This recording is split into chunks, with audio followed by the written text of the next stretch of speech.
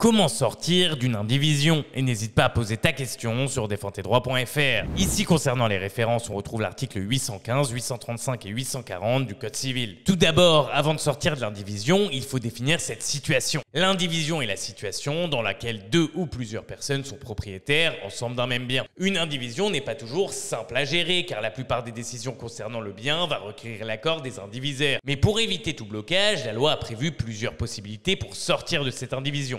La première, c'est la vente sous contrôle judiciaire, car oui, si certains indivisaires s'opposent à cette vente, les autres pourront saisir la justice pour obtenir celle-ci. La seconde, c'est le partage amiable. Si tous les indivisaires souhaitent sortir de l'indivision, et s'il existe plusieurs biens, ils peuvent se les partager entre eux en proportion de leurs droits. Ensuite, on retrouve classiquement la vente par l'indivisaire de sa part à un autre indivisaire ou licitation. Celle-ci sera réalisée devant un notaire dès lors qu'elle porte sur un bien immobilier. Et il sera possible également de céder sa part à un tiers. Enfin, on retrouve la cession du bien à l'unanimité. L'ensemble des indivisaires se mettent d'accord pour céder le patrimoine commun et à la condition que l'indivision porte sur des biens détenus en pleine propriété. Mais si on ne trouve pas d'accord, est-ce que les indivisaires sont réellement bloqués? Ici, la réponse sera non, car tout indivisaire peut demander le partage judiciaire de l'indivision en déposant une assignation au greffe du tribunal de grande instance qui sera notifiée aux huissiers et aux autres indivisaires. C'est ce qu'on appelle le partage judiciaire. Bref, si t'es resté jusque-là, marque indivision en commentaire et me remercie pas. Abonne-toi et like aussi.